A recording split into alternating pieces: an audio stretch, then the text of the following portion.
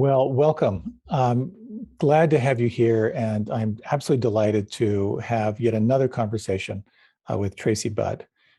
Many people were really touched and stimulated by our conversation in the podcast recently, and there's some interesting follow-up questions that people had. So I'm really eager to have this conversation, and really grateful, that you're here. I'm going to offer my summary, and then I would love to kind of get your summary, because we've known each other for many years. And when you kind of took early retirement a while back, part of the question was, can you replicate the intensity that you would have on retreat at home? And that sort of started you off, and then you started working a particular process, a particular modality that has really taken you into some truly amazing places. Did I get that right? Absolutely. Cool. So how would you summarize it?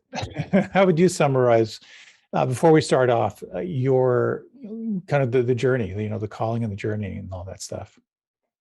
Well, I think you did a good job with summarizing it. And, I'm happy to be here talking to you. This is always a lot of fun. And so, the whole background is about 12 to 14 years, I think, of a pretty consistent practice. I think I actually started with you, which was, many years ago we met, and I had some fun experiences in meditation and realized I needed a bit of guidance.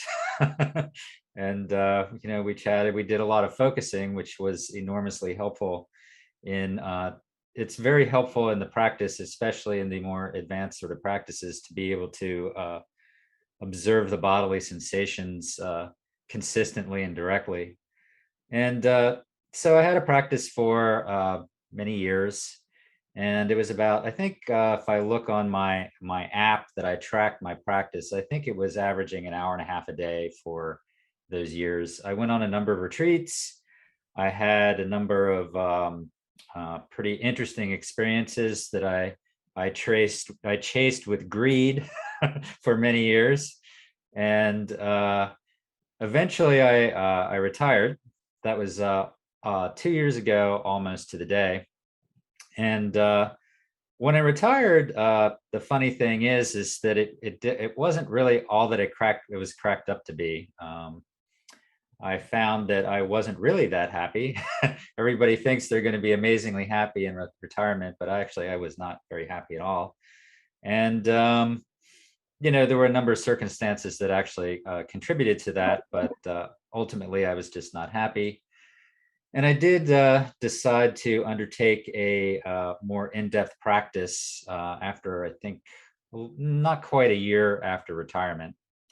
And yes, the initial purpose of that was to see if I could replicate the experience of being in a retreat.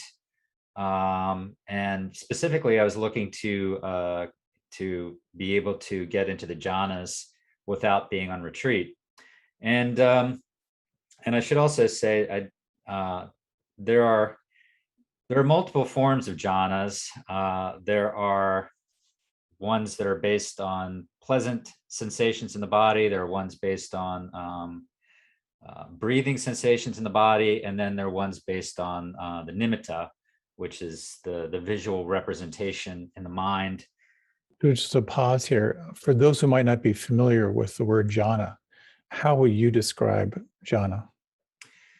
Well, it's a state of absorption. It's usually, you have an object, then you become absorbed in the object. It's actually, I have a little sidebar on that might be interesting. So we actually do become absorbed in objects quite frequently. And a very sort of an analogy I like to use is if you're watching a movie, generally you become absorbed in the movie. And what that means is you forget that you are watching a movie. So that would be absorption, in that you forget everything else but the object. In the case of meditation and objects, it would be the breath or a kasina or something. So the object is much smaller, much more boring. And because of that, it is much harder to get the mind to become absorbed in it. The mind's much more interested in something like a movie that has, So when you're watching a movie, your sense of the past is gone. Your sense of the yes, future is gone, but also your sense of even the critic is gone because exactly. you're just you're crying and you're laughing and Yes. you're in the moment. Got it. Got it. Right. Everything is, yes, you're in a moment, not the moment that your body is actually in. You're in a moment. Exactly. Right. You're in a moment, then a moment, then a moment. Right. Right. So it's a very, the scoping of your attention becomes very, very narrow on whatever the object is. And that's essentially what absorption is. To kind of build on that, because I meet a lot of people because I have a background in yoga Mhm. many years ago, and I meet so many people who say, I hate meditation, but I love yoga, and it's Ah, and it's pretty clear because when you're hanging on for dear life in the triangle pose, it's a lot easier to get absorbed. yes. But when you take something like sensation of breath or sound vibration, again, as you were saying, it's very subtle and Mhm. much more challenging. Yeah, it's much more boring. The mind isn't interested in staying on that object. And so it requires the development of a lot more concentration and attention.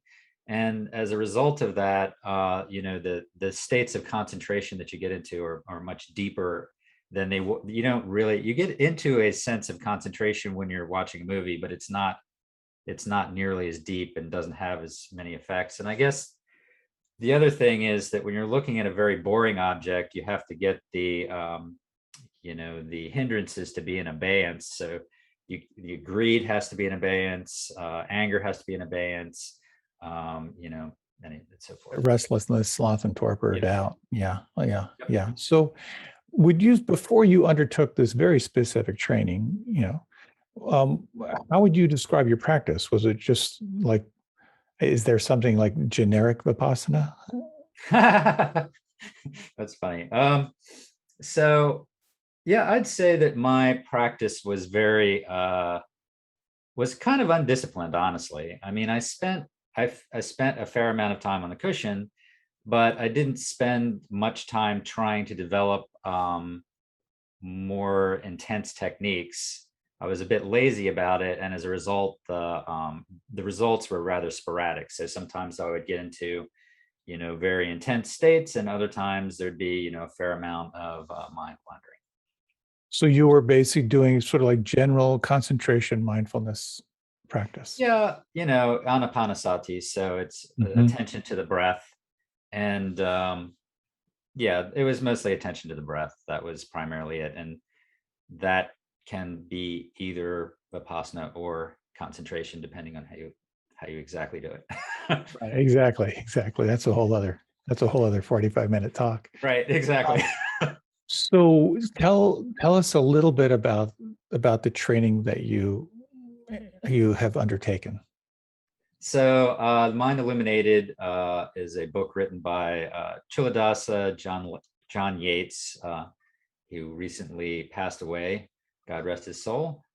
And he wrote this amazing book that is essentially based on the elephant path, which is a much older practice in terms of how to develop along the path. And let's see, I would describe it. It's very interesting. It it includes anapanasati, but one thing that includes that was particularly helpful is that it emphasizes a an establishment of peripheral awareness. So what that means is that in addition to the attention on the breath, you also maintain in the background an understanding that you are attending to the breath, that there are sounds and bodily sensations going on at the same time. And what that does is it creates an environment very much like you're watching a movie, and the fact that you are paying attention to the background means that, sort of in the analogy of watching a movie, you're paying attention that you're sitting in a seat in a movie theater. There are people around you. There is the knowledge that one is watching the movie, and as a result of that, it makes it much easier to maintain attention on the breath because you are aware that you have attention on the breath. So what normally happens, I think, is that with an ordinary instruction on anapanasati, people concentrate on the breath. If they do get a certain amount of concentration, they'll become slightly absorbed in it. They'll forget about everything else, and then the mind wanders off. And so the sort of understanding that there's something outside of the attention on the breath allows the context to know that, in other words, to be mindful that there is attention on the breath, and that allows the continuance of the attention on the breath. So if I'm aware of my breath as my anchor, but I'm also consciously aware of the background, that allows me to stay more present with the breath. Yeah, it's a slightly more subtle than that. So it is the fact that you know that there's something outside of the attention on the breath that supports the understanding that there's not just the breath, right? So there's the context, which means that there's this context, and then inside of it is the attention on the breath. If you were just narrowed down on the attention on the breath, there'd be no understanding that you were attending to the breath. There would be only the breath. Exactly. Yes. Okay. Right. Exactly. Yeah. So Yeah.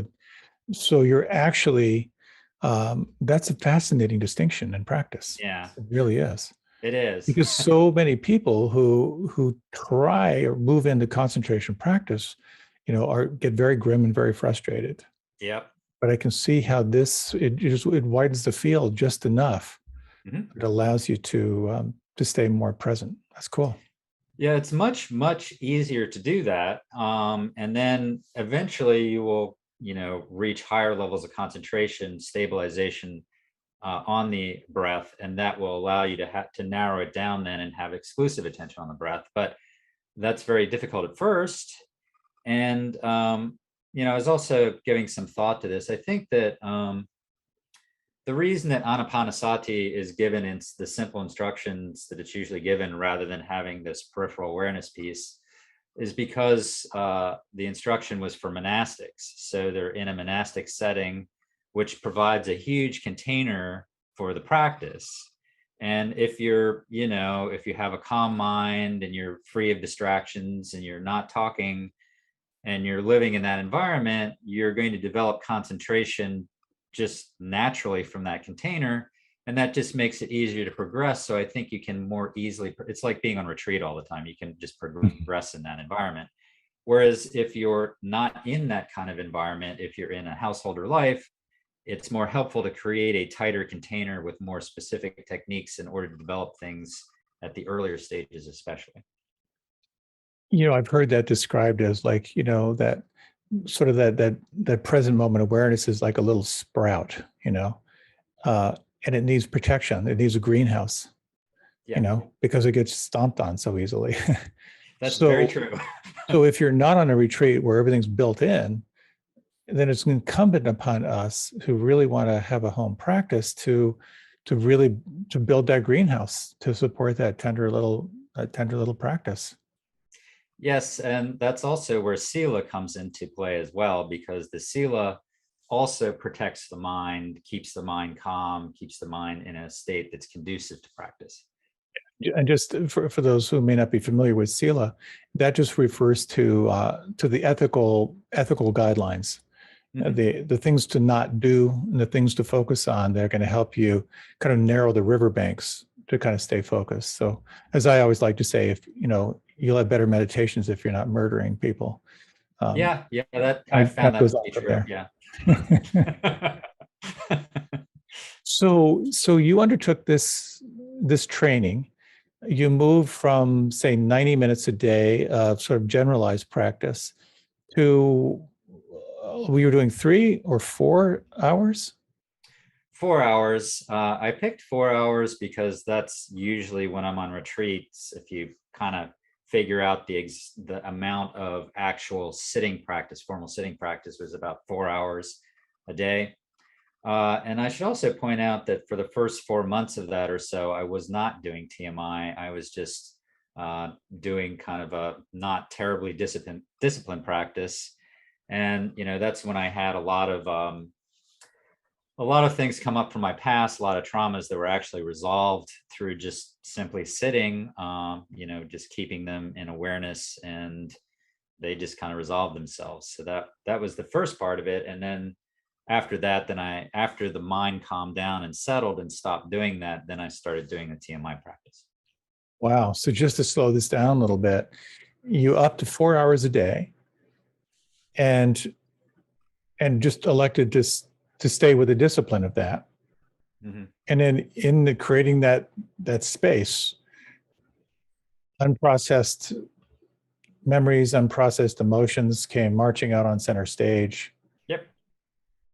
We Yeah. talked a little bit about that, last time, but can you say a little bit about like what is it that, because I can only imagine, given the history of some trauma, how challenging that was.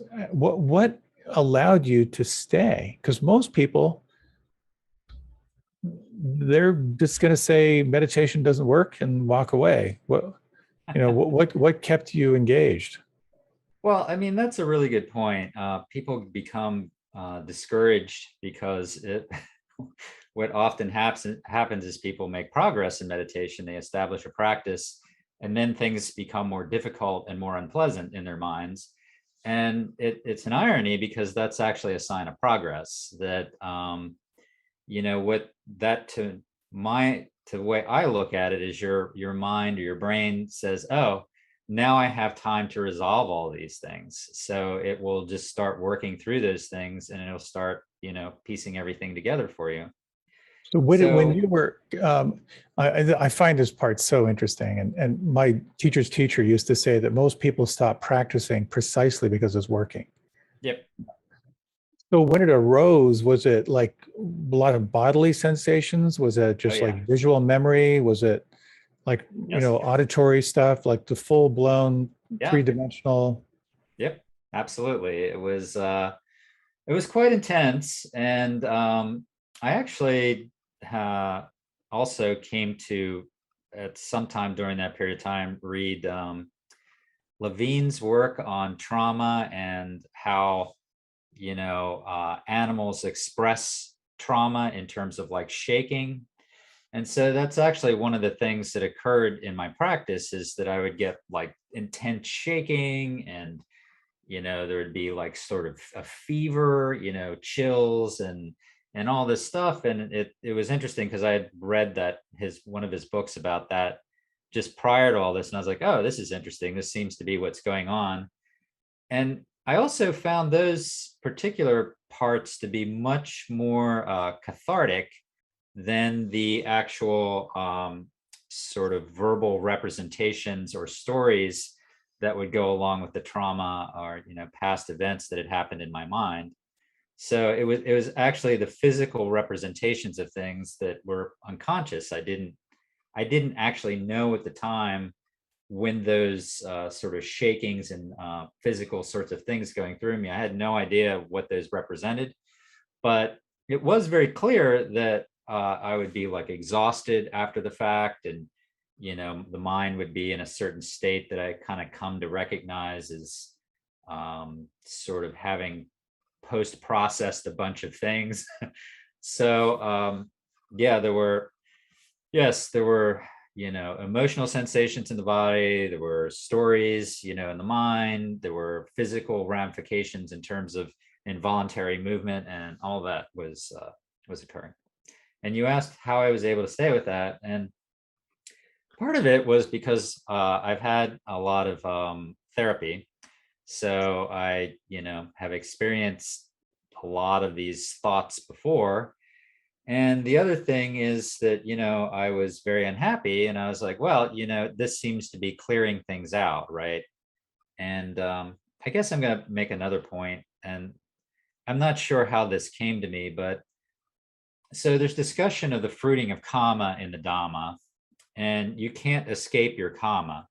So essentially, what's happening at that point is the fruiting of karma. So it is the full processing of all of those things that occurred, and the reactions to the things that occurred are being processed as well. So that is actually the fruiting of karma, and you really can't get away from that. Like, it can be put to the side, but it's always going to be having some sort of effect on your life.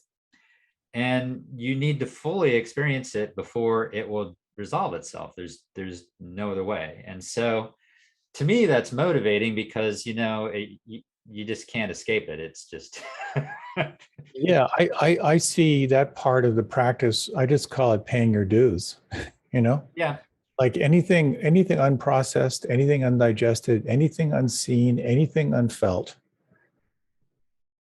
it's going to yep. present itself. And it's very interesting too. And I just want to verify this with you that like when I go into a memory and I can process it mentally, I can get like a conceptual thing of it, but it isn't until I get back to kind of what I think it was like the original ouch, like Yeah. the original searing Mhm. that it can begin to release. Yeah, that's very true. There's multiple layers. And, through the process of like what I found through the sitting process is that ultimately what occurred for me after 4 months is I reached kind of a bedrock of a feeling of worthlessness and could see that that was driving a lot of things in my life. And the interesting thing about it is that as soon as that sort of notion arose, it dissipated pretty quickly because it's apparent that worth or worthlessness are concepts. They're not, there isn't any, they're empty. There's no, they don't actually mean anything at all. And so when those things come up, then they just dissipate and they're gone. They don't exist anymore. Go ahead. So this is really juicy stuff because there's some models of psychology that say that we all have a core wound. Like there's one searing event or a series of events that culminates in what H.S. Almost calls like the holy thought, and it's like, and for some it's like I'm not lovable. Mhm. For others it's there's something wrong with me. Would you say that when you got to that sense of like worthlessness, was that like does that resonate as like was that like the core, one of the Mhm. core operative beliefs that separated you from source, I guess we could say? Oh, absolutely. And to be clear, that was completely unconscious to me. I did not know that I had that deep belief. And to be clear, there's no I. So when I use the word I, it's like it's to be understood that that is a convenient model, not actually the way things are. But yeah. So the other thing that I point out, since we are talking about psychology, I think this sort of highlights a difference between psychology and spirituality. So, in some sense, in psychology, there's this idea that I must have a sense of worth, right? So that I must feel worthwhile or I must have self esteem. And that is all conceptual and all ultimately meaningless. And it's also to believe that one has worth, there's usually going to be a notion of what makes one worthwhile. And so you're kind of susceptible then to one's worth being decreased at some point by some circumstances, by whatever. And it's much better to not have that concept at all. And so it becomes completely meaningless, completely useless. And there's no impact from any of that at all. And that's the spiritual or existential realm, as opposed to sort of a more psychological realm, which is, and the realm of stories and narratives and emotions and so forth. Wouldn't you say that like searing sense of worthlessness has, drove you to a lot of excellence that you created in your life? I mean, I mean, so I know it's a hungry ghost, but at the same Yeah, time, like you've excelled in so many areas in your life. that's a fair point. So I would say that a lot of things in my life were driven by pain.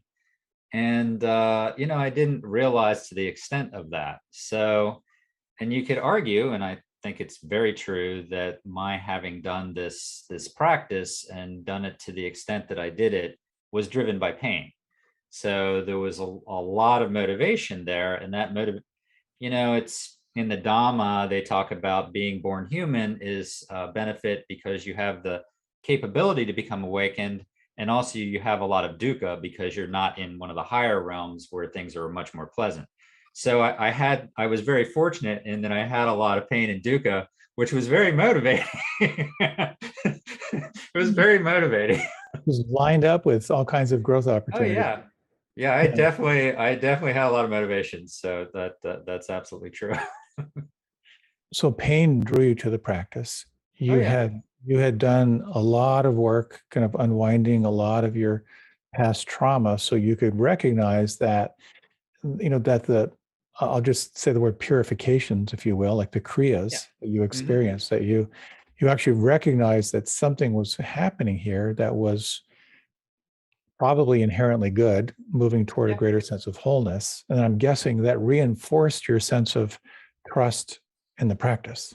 Yes, absolutely. That verified trust thing, that the more things improve in spite of, the unpleasant sort of intermediate sort of states. Yeah, it certainly gives a lot of trust in the practice. And, having teachers to help you move along in the practice is also very helpful. So, there are those that say, some people focus on the first two noble truths, that suffering is part of the human experience and there's a cause. And then Mhm. there are others who focus more on the on the next two, which is you can let go, and there's a path that helps you let go. Mhm. So you were really, you were becoming more and more aware of like that inner clench, what was holding on, but you also had some pretty powerful insights. So I want to ask you about, I'm fascinated by what I think of as like the anatomy of an insight, you know. Ah, So when you would feel a shift, like, can you say a little bit about how does that, how does that happen for you as you reflect back on these days of intensive practice? well, so I will say that so my meditation teacher, Oded Raz, he says there are capital I insights and lowercase insights. So I would say, oddly, that the understanding of a feeling of worthlessness is a lowercase insight, and it doesn't actually lead to awakening. I mean, it's a psychological insight. In some sense, it's spiritual because if you realize that it's meaningless, then it becomes spiritual. But if you're talking about insights in terms of the ones that lead to awakening that come from Vipassana, then they are very much like aha moments, but very, very magnified. They're It's difficult to describe, but if one of these things happens, you will know it because it's a life-changing experience. Even to just have an insight without the full awakening, it changes your perspective on life, and it creates a permanent change in your thinking. Can you give an example? So the first insight that I had in my practice, which I would call a capital I, is I was a bit surprised by it. It was the understanding that uh, we are all interconnected. And it's interesting because the way that occurred in my experience is that, so in meditation there's attention on the breath, and then there's peripheral awareness. And so occasionally, the mind will wander off the breath and so forth, and there's techniques for putting it back on the breath. But even if your attention isn't perfect on the breath, there's still concentration. And in the practice that I was doing, you're also developing sort of introspection into thoughts and movement of attention that's occurring in the peripheral awareness in addition to the attention on the breath. So what happened is that my mind shifted off the breath and into a little dialogue of sort of thoughts. It was actually a bird that was singing, And I could hear the bird singing, and I was thinking, oh, well, that bird and I are in some sort of coexistence, and I'm sitting in this house, and the bird actually has some interaction with me, even though it's not conscious in that bird. It has an experience of like being around this house and the things that are occurring around the house. And so there was a like a stream of thoughts that were around that particular sort of that one little so that bird singing. And then there was like a huge amount of PT, which is sort of like that's an exhilarating feeling of tingling and like a fountain of joy that occurred. And so I had realized that something had happened there, and that was the first of the insights that I had before actually reaching the stream entry. So it's a, and I will also, it's interesting. It seems like you're thinking those thoughts, but what actually happens is there's something that happens unconsciously before that stream of thoughts even occurs. And so the stream of thoughts that you're seeing is just a result, actually. So you can't really just sit down and contemplate these things, because that intellectual exercise won't actually bring about insight, if that makes sense. Yeah, would you say that it's an experience of the interconnectedness, like a profound experience of interconnectedness, and then the knowing of interconnectedness, and then the language that comes in? Yeah, absolutely. So there is processing that occurs prior to what appears in consciousness. And it is actually that unconscious processing that is the main thing. Like Wow. it's the thing that leads to the insight. It's not the thought processes that's after the fact. Yeah. Well, so okay, so the PT, the upwelling, like that upwelling of joy, does that come from the experience of interconnectedness, the knowing of interconnectedness, or the sort of cognizing through language? Well, I'll go back to my meditation teacher, Oded, and he explains PT as the unification of mind.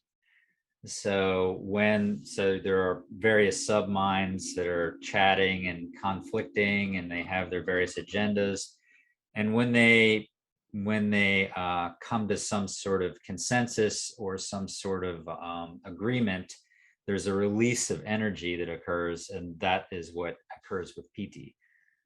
Got it. So it's all like a synchronization Yep. that is that expresses as joy. Yeah, it's very joyful too. It's Yeah. if you have not experienced PT, it's You but know, anyway. I think again, I think the first time I think I experienced that on retreat, I thought I was done. You know, Yeah. I thought this is it. I think I've graduated now. Yeah, there's along the way there can be a lot of false summits, I guess, in Yep, the yep, yep. I was pretty for sure it was the summit, and I'd say about 20 minutes later I realized it wasn't. yeah. So this leads to another question that I've had. You know, I've known a lot of people who, well, a fair number of people over the years who get very drawn to concentration practice. You know, they get drawn into jhana practice, and many of them tend to get very grim. Yeah, and I know for myself, when I first experienced, the jhanas on retreat, it was like I will do anything to get back there. You know, it's Yeah. just like it's something like suddenly the meditation turns inside out. You know, Mhm. and and with that comes a fair bit of attachment and a fair bit of like exclusion and a fair bit of getting really serious. And, Yeah. and some of the teachings, listen to the teachings externally on concentration practice, and they sound brutal. They just sound brutal. Mhm. So what interests me, and I'm really interested in this from your standpoint, is people. I may be totally off here, but it seems like there are some people who are sort of like awareness truth orientation, And then there are other people who are more like, compassion, loving presence orientation. And really, and so like some teachers are like, I'm a truth guy, I tell the truth and deal with it. And other people are like, well, I'm about compassion. If you feel safe and your heart is open, then you're going to recognize what's true. So, but in practice, we talk about the fruition of practice, bodhicitta. We talk about the awakening of mind and the awakening of heart. So I'm really curious with such a focus and a determination around this fine tuning of the dials of awareness. What has been your experience of like the awakening of empathy, the awakening of compassion, the awakening of joy, and the awakening of equanimity? Great question. And, I think, as you know, Jonathan, I was more the truth oriented sort of person. I was bah humbug on the whole meta thing. Not entirely, but, that what really wasn't my focus. So I'll say a little bit about I say a couple things about determination and sort of concentration and grimness, and then move into the meta part of things. So, personally, I had an experience many years ago where I was on retreat and my visual field was filled with bright white light, blinding white light, and it persisted for days. And it was, this profound experience for me that I chased for many years after that, and still haven't found that experience yet again. But I guess what so again, sort of like through actually my teacher Oded, who was talking about TMI.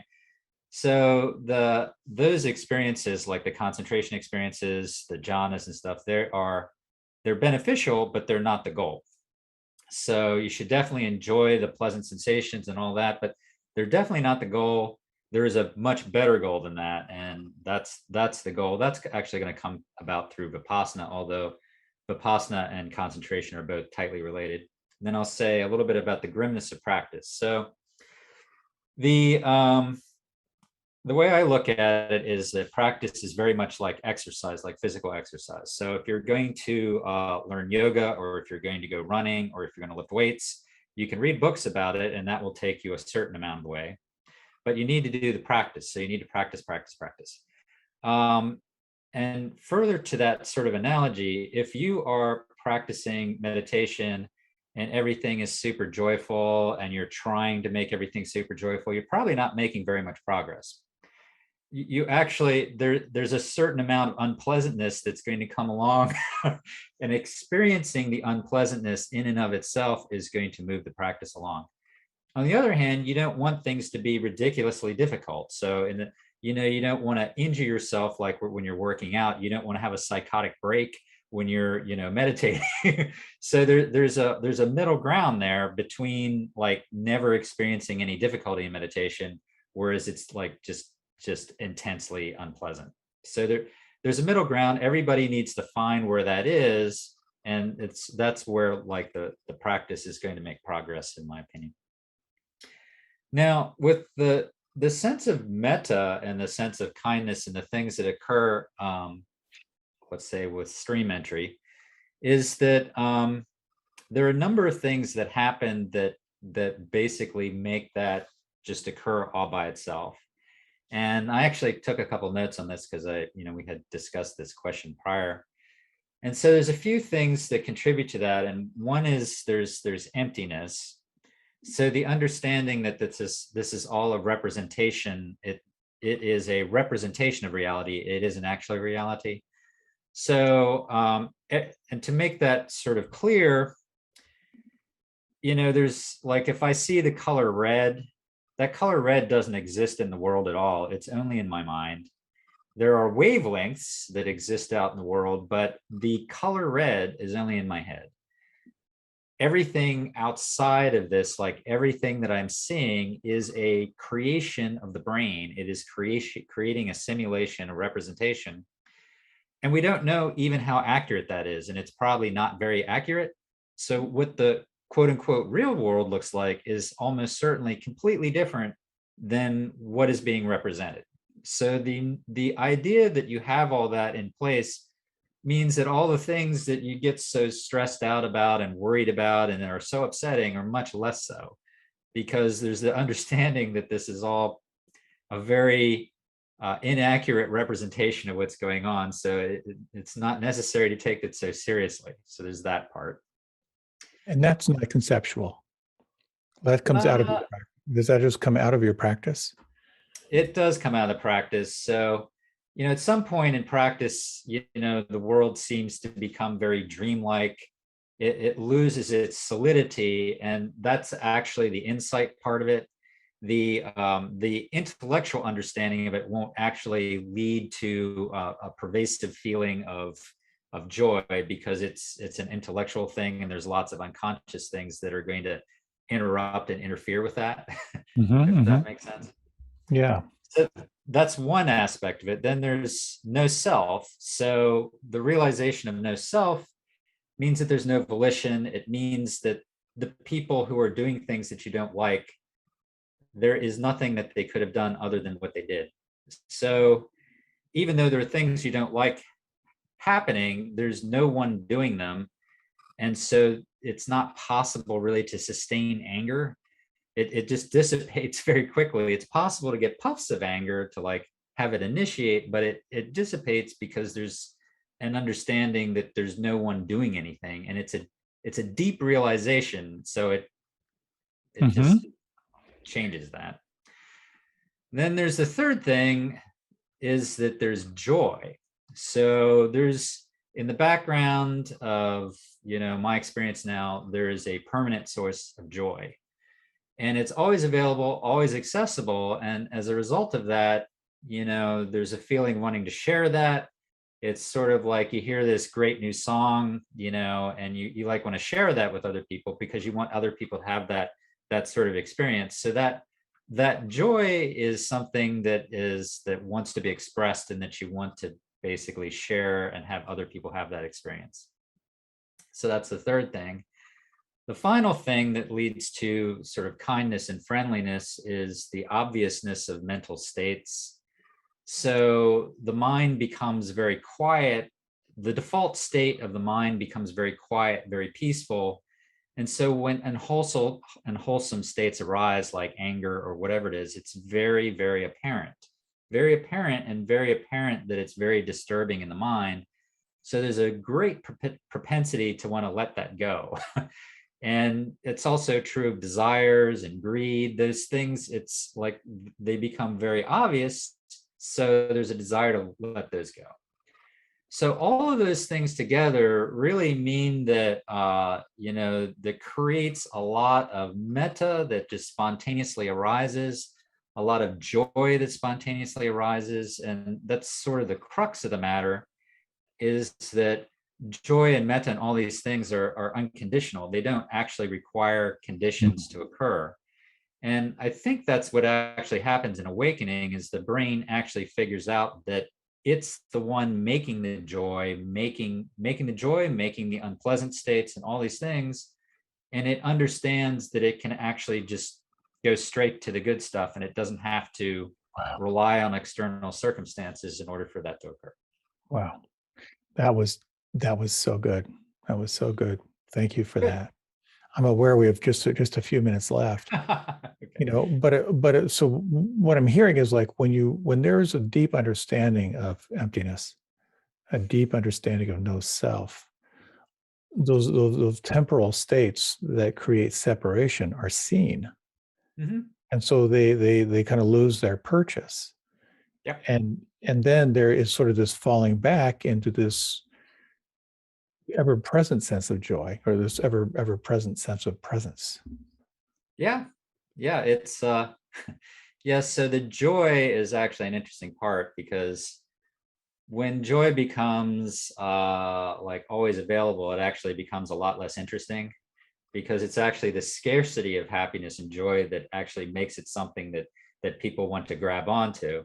And when it's always available, then it becomes a lot less compelling to reach for things, to try to do things that would be perhaps unwholesome, because one is trying to create some happiness or to get away from pain. It just becomes a lot easier and not you know, I'm going to say that I'm not an arhat, so these things definitely do arise in me, but they're much less. Mm. So it makes it a lot easier. It makes it a lot easier to be kind. It makes it a lot easier to understand other people, to listen and be patient. All those things are a lot easier. So, Maharishi Mahesh Yogi once said, this little cliche that I repeat all the time. It's so cliche, but I keep coming back to it. He goes, you water the root and enjoy the fruit. mhm. It's like, rather than manufacturing metta willfully, when you keep coming back to presence, everything gets nourished. Everything awakens. That's absolutely true. It just occurs all by itself. Yeah. It will, there's no need to try. Yeah. Wow. Wow. Well, Tracy, really grateful for this time. Thank you so much. It's evident to me that your practice is just shining through you. There's just a radiance and a joy that I certainly feel that comes through you. And I really thank you for sharing so generously of your practice. Well, I very much enjoy this. I'm very grateful for this time too, and I hope that it is beneficial. Oh, wait, it has been. I mean, I know that many people have really been touched and intrigued and inspired, and I'd love to have another conversation down the road. Very Um, good. because I want to know what you mean by stream entry. So that's a teaser for next time. Okay, we could discuss that for at least another 3 or 4 episodes. Okay, that's great. That's great. Thank you so much. Yes, take care.